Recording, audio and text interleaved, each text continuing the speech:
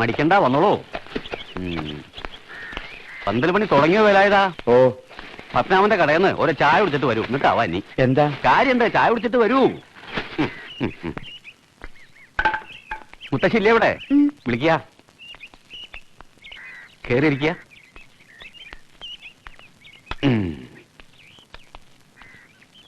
ആ, ഇത് ചെക്കന്റെ വകയുടെ ഒരു അമ്മാമ. നേരിട്ട് ഇവിടെ വന്ന് പറയണത് എങ്ങനെയാന്ന് കരുതിയിട്ടത്രേ ആദ്യം മൂപ്പര് എന്റെ വീട്ടിലേക്ക് വന്ന്. എന്താണാവോ വിശേഷം? വിശേഷമുണ്ട്, അങ്ങോട്ട് പറഞ്ഞോളോ. ആണായിട്ടും പെണ്ണായിട്ടും സരസ്വതിക്ക് ഒന്നേ ഉള്ളൂ. പറഞ്ഞുല്ലോ ഒന്ന്. അവിടെയാണെങ്കിൽ വേറെ ആളുകളും ഇല്ല. മിണ്ടുകയും പറയുകയും വയ്യാണ്ട് ആയമ്മ ഈ കുട്ടികളുടെ നടുവില്. ആയമ്മയ്ക്കാണെങ്കിൽ ഒരുപാട് വർത്തമാനം പറയണം. അതെന്തേ ആദ്യം ആലോചിക്കാഞ്ഞെന്ന് ഞാൻ ഇയാളോട് ചോദിച്ചു. ആലോചിക്കണ്ടത്രേ. ആയമ്മയുടെ ഏട്ടന്റെ ഭാര്യയുടെ ഇളയച്ചന്റെ മോളൊരു കുട്ടി. അതിന് മിണ്ടുകയും ചെയ്യാം, ശരിയും കേൾക്കാം. ചെക്കന്റെ അമ്മമ്മ ബോംബെന്ന് വന്നപ്പോ അതൊന്ന് ആലോചിച്ചു. പറഞ്ഞു വന്നപ്പോ അവർക്ക് സമ്മതം. അപ്പൊ അതങ്ങോട്ട് ഉറപ്പിച്ചു. ചുരുക്കി പറഞ്ഞ ഇതവരെ ഒഴിയാണ്. മുഖം അടച്ചൊരു ആട്ടാട്ടാൻ തുടങ്ങിയതാ ഇയാളെ ഞാൻ. പിന്നെ ഓർത്തപ്പോ ഇയാള് പറഞ്ഞതിലും കാര്യമുണ്ടല്ലോ തോന്നി. എന്നാലും ഒക്കെ തീർച്ചപ്പെടുത്തിയ നിലക്കേ അത് ശരി തന്നെ. അവർക്ക് അവരുടെ കുട്ടിയുടെ കാര്യമല്ലേ വലുത്. നമ്മളിപ്പോ എങ്ങനെയാ നിർബന്ധം പിടിക്കുക? ഒന്നും വേണ്ടാന്ന് കരുതി നടക്കായിരുന്നു എന്റെ കുട്ടി. എല്ലാരും കൂടി ആശിപ്പിച്ചിട്ടിപ്പോ. ആശിപ്പിച്ചത് തെറ്റ്. ഇനി അത് ആവർത്തിക്കാതിരിക്കുക. ഒട്ടനും കൂടിയും കൈവിട്ടതിലേക്ക് ഇനിയിപ്പോ ആരാ? ചിരട്ട കൊണ്ട് എന്തൊക്കെയോ ഉണ്ടാക്കി നേരം കളയണ്ടല്ലോ. അത് അങ്ങനെയാണ് കഴിയട്ടെ.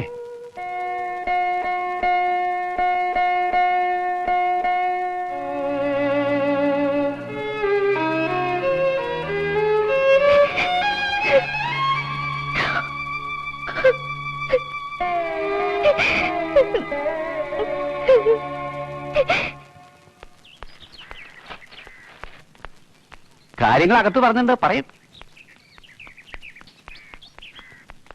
എന്താ എന്താ മുത്തശ്ശി? ഈശ്വരന്മാരെപ്പോഴും നമ്മളെ ചതിക്കന്നെയാ. ഇതൊന്നും നടക്കില്ല അത്രേ.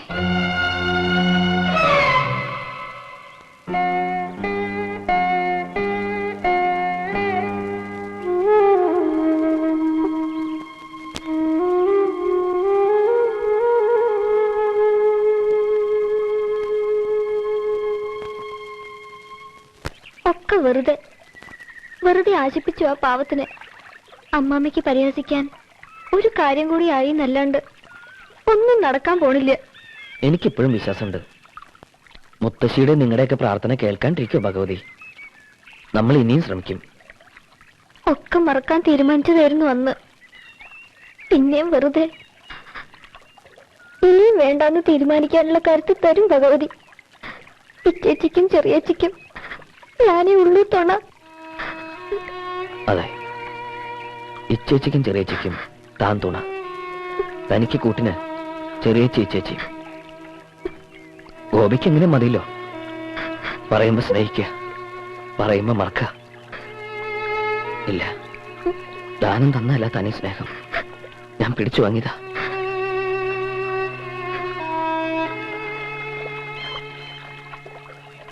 കടയിൽ നോക്കി ഞാൻ ഗോപിയെ. രാമൻകുട്ടി വിവരങ്ങളൊക്കെ പറഞ്ഞു. കുട്ടിക്കാലത്ത് അഞ്ജലി യേശുവിയൊക്കെ ഈ പുഴ മുറിച്ചിടന്ന സ്കൂളിൽ പോവാറ്. ഓർമ്മയുടെ അഞ്ജലിക്ക്? നിറയെ വെള്ളം ഉണ്ടായിരുന്ന ഒരു ദിവസം പിന്നീട് ഇടന്ന് ചേച്ചി ഒഴുക്കിൽ വിട്ടു. പാവത്തിന് ഒച്ചയുണ്ടാക്കാൻ പറ്റാത്തോണ്ട് നിങ്ങളാരും കണ്ടൂല്ലേ.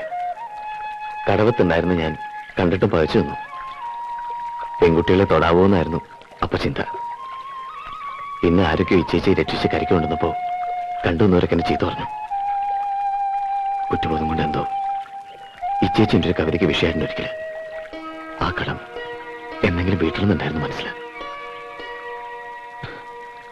ഞാൻ കല്യാണം കഴിക്കാൻ വെച്ച വിരോധാവും ആ കുട്ടിക്ക്. ഇല്ലത്തെ പ്രാരാബ്ദങ്ങളുണ്ട്. ദാരിദ്ര്യം, കഷ്ടപ്പാട്, തളർവാദം വന്ന് കിടക്കണ അച്ഛൻ, പ്രായം കഴിഞ്ഞിട്ടും വേളി നടക്കാത്ത ഒപ്പോള്. അതിനിടയിലേക്ക് കൈപിടിച്ചുകൊണ്ട് ചെല്ലാന്ന് പറഞ്ഞ അറിയാം. ഒരു കല്യാണത്തെക്കുറിച്ച് ചിന്തിച്ചിട്ട് പോലുമില്ല. ശാന്തി കൊണ്ട് ഒന്നിനും തേഞ്ഞിട്ടില്ല. ഒരു ജോലി കിട്ടുന്ന വരെയുള്ള പ്രയാസം. എന്നാലും ഈ ചേച്ചിക്ക് സങ്കടപ്പെടേണ്ടി വരില്ല.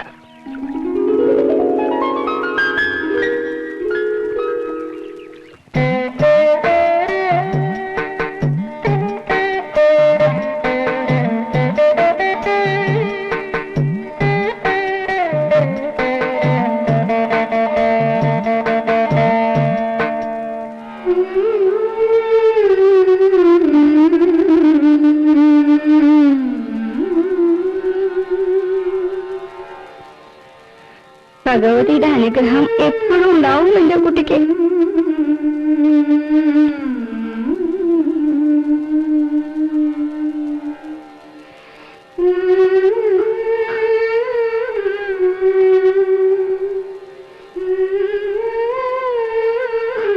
രാഹുകാലം ആവണേന് മുമ്പ് ഇറങ്ങാം.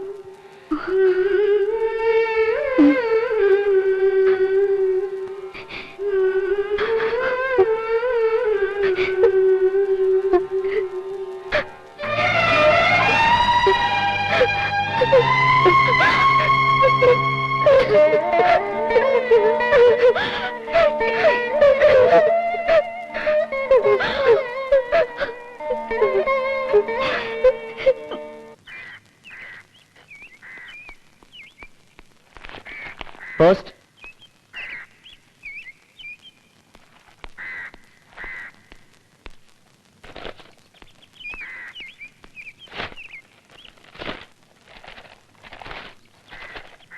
കവിത മുടങ്ങിയതോ അതോ ഇന്റർവ്യൂ കാർഡോ?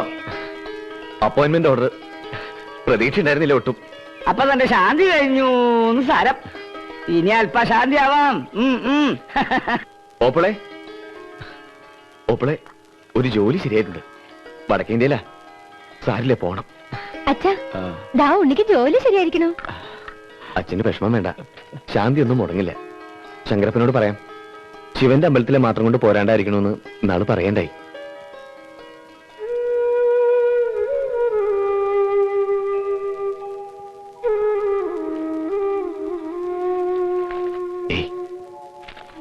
എന്താ ഇത്? ജോലി കിട്ടിയച്ച സന്തോഷിക്കല്ലേ വേണ്ടത്? അറിയ പോവാണ്ട് വയ്ക്കോ. പോയി താമസിക്കാനൊരു ഏർപ്പാടായ കൊണ്ടുപോയില്ലേ ഞാൻ അങ്ങോട്ട്? വണ്ടി ആപ്പീസ് വരെ അശ്വതിക്കും വരായിരുന്നു. ഇല്ലാന്ന് അവള് തന്നെയാ പറഞ്ഞ്. കരച്ചിലോരത്രേ. അത് പിന്നെ വ്യസനം ഉണ്ടാവില്ലേ? പെട്ടെന്നൊന്നും ഓടിപ്പോരാൻ പറ്റില്ലല്ലോ. ദൂരം കുറെ ഉള്ളതല്ലേ. 2 ദിവസം കഴിഞ്ഞ് അശ്വതി ഇല്ലത്തേക്ക് അയക്കണം. ഇല്ലത്തിപ്പോ ഇവളെ കാണാണ്ട് ഇരിക്കാൻ പറ്റാണ്ടായിട്ട് എല്ലാവർക്കും.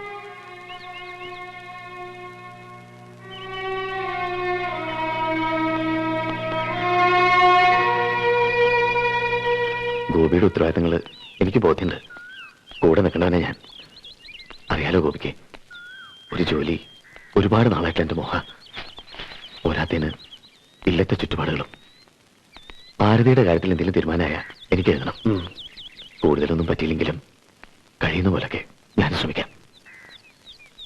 എന്റെ മനസ്സും പ്രാർത്ഥനയും എപ്പോഴും ഉണ്ടാവും.